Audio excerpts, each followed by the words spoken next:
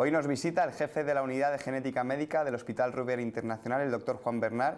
Bienvenido, doctor, y muchas gracias por aceptar la invitación. Encantado.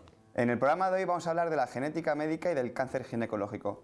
Doctor, háblenos de la genética y del cáncer ginecológico. Bueno, el cáncer ginecológico no es ninguna excepción respecto al resto de los cánceres.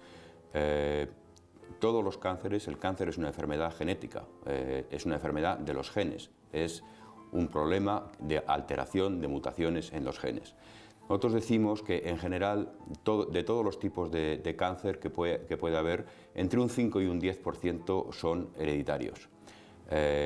Luego hay algunas familias que tienen una mayor predisposición al cáncer y sobre esas es sobre las que tenemos que actuar con un poco más de agresividad. ¿Cómo se actúa, como estamos diciendo, con más agresividad? Bueno, vamos a ver, cuando una mujer o un varón también que puede tener, por ejemplo, un cáncer de mama, está preocupado por si ese cáncer puede ser hereditario, puede correr dentro de su familia, nosotros necesitamos primero hacer un árbol genealógico para ver cómo se está heredando ese tipo de cáncer, qué tipos de cáncer hay en la familia, a qué edad se inicia el cáncer en cuestión, y sobre eso y con una serie de programas informáticos podemos calcular un riesgo de que ese cáncer sea hereditario, que sea familiar.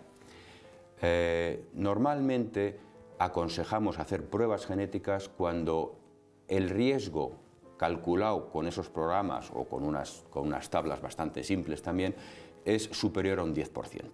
En esas familias es en las que actuamos. Entonces, con el estudio genético se podría prevenir. Exacto. Cuando localizamos, hay muchos genes implicados en el cáncer de mama, el cáncer de ovario. Cuando encontramos una mutación en uno de estos genes, entonces ya lo que podemos es proporcionar a la familia, a todos los miembros de la familia, un consejo genético adecuado con un riesgo.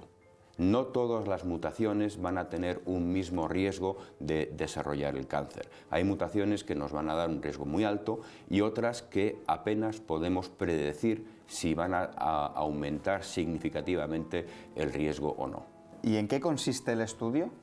El estudio se puede hacer o bien en una muestra de sangre o una muestra de saliva y básicamente hoy en día lo que se hace es lo que llamamos un panel de genes. Antes hacíamos un gen, era el BRCA1, luego ampliamos a incluir el BRCA2 y ahora hacemos entre 20 y 40 genes. El problema de hacer 20 o 40 genes es que conforme vamos aumentando el número de genes que estudiamos, también aumenta el número de resultados que no sabemos interpretar bien. Entonces hay mucha gente que dice, bueno, pues yo me hago un panel el más extenso que haya para descartar con la máxima probabilidad. Bueno, pues se puede hacer, pero se puede llegar a tener una información no tan fiable cuando hacemos un análisis tan ampliado. Cuando tenemos una mutación, lo que hacemos es ya proporcionar, como he dicho al principio, un consejo genético y en base al riesgo que podemos transmitir, una mujer puede decidir, si, por ejemplo, una vez acabada su vida reproductiva, quitarse ambas mamas y los ovarios para reducir su riesgo en un porcentaje muy significativo, que nunca va a ser reducirlo al 100%, pero que se puede acercar. Y si hay un historial de cáncer en mi familia, por ejemplo, ¿debería hacerme el estudio o eso quiere decir que yo voy a tener cáncer o no tiene nada que ver?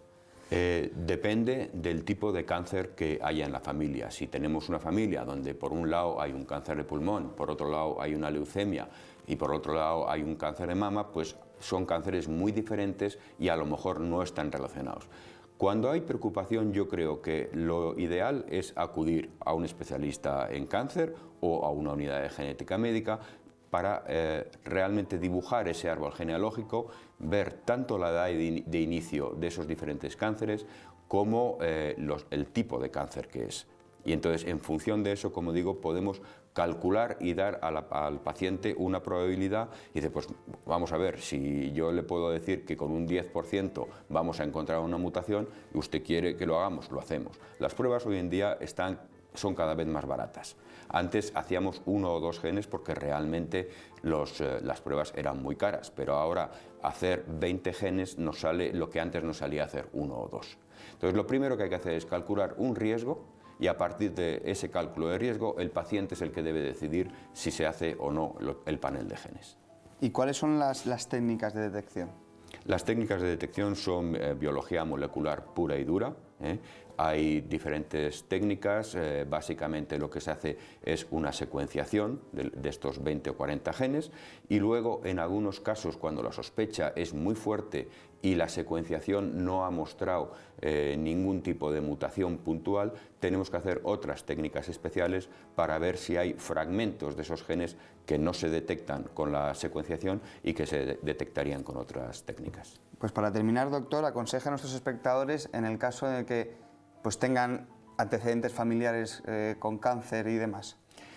Yo creo que lo importante, como he dicho, es fijarse mucho en la edad. Por ejemplo, cuando hablamos de una tabla de riesgos, los criterios de Manchester, por ejemplo, empezamos a creer que hay un 10% de riesgo en mujeres que cumplen 15 puntos de una tabla. Pero si vemos una mujer que tiene un cáncer de ovario por debajo de los 50 años, esa mujer ya tiene 13 de esos 15 puntos adjudicados. O, en un caso mucho más raro, pero también que adjudica 13 puntos, sería el cáncer de mama en un varón. Entonces, hay que tener muy en cuenta la edad de inicio y el número de miembros afectados. En función de esas dos características es cuando podemos empezar a calcular los riesgos. Pues muchas gracias, doctor, muchas gracias por estos consejos y esperamos pronto por el programa. Pues encantado de estar aquí con ustedes, muchas gracias.